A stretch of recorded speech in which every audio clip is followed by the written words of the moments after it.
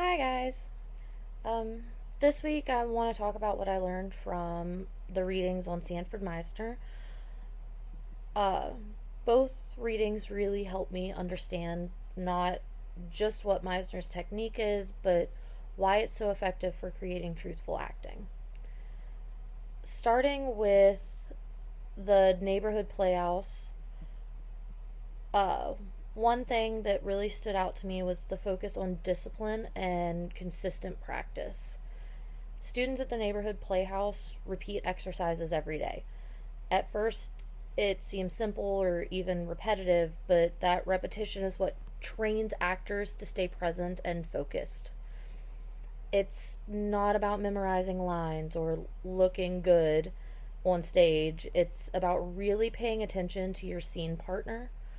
Listening, observing, and trusting your impulses are central to the training.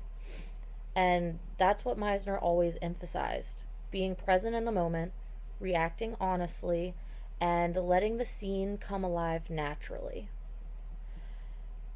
Bringing in Pope's chapter added even more depth to this. Pope points out that the repetition exercises aren't really about the words themselves, they're about noticing real change in your partner and responding truthfully. Another key idea is that Meisner doesn't want actors to force emotions, which is a little different than what we've learned about so far from other method teachers. Trying to make yourself feel something usually ends up looking fake, and instead, the actor stays open and allows real emotion to arise naturally from what's happening on stage. Pope also reminds us that behavior matters more than planned ideas or acting choices. Truthful acting comes from reacting honestly to the moment, not from performing a rehearsed emotion. Now, when I'm thinking about this, when thinking about producing or directing a high school play, I can see how these ideas would make a big difference. Starting rehearsals with repetition exercises could really help students focus in on one another and react naturally rather than doing what they think they should be doing. It reduces the pressure on them to perform perfectly because the goal isn't to look emotional, it's to be present and truthful on stage. Practicing these techniques could help the whole cast work together better and create a performance that feels authentic and connected.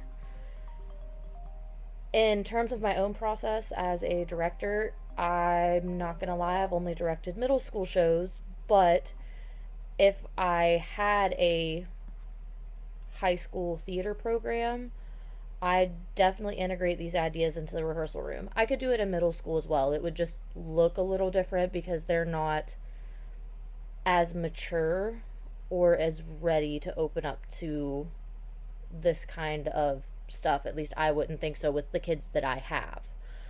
Um, I'd remind the students, though, if I had a high school program, to trust themselves, trust each other, and focus on responding to the moment instead of worrying about doing it, right, or what they think is right. That way, emotions and reactions come naturally and the scenes feel alive. Plus, it helps build confidence and teamwork among the actors, which is so important, especially in a high school setting where everyone has their own ideas of what is, you know, right and who they're going to work with. So, overall, both readings really reinforce that Meisner's technique isn't just exercises, it's a way to train actors to be present, responsive, and emotionally open.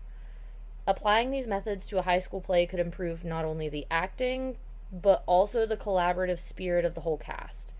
And for me, reading these chapters made Meisner's approach feel a lot more approachable and practical.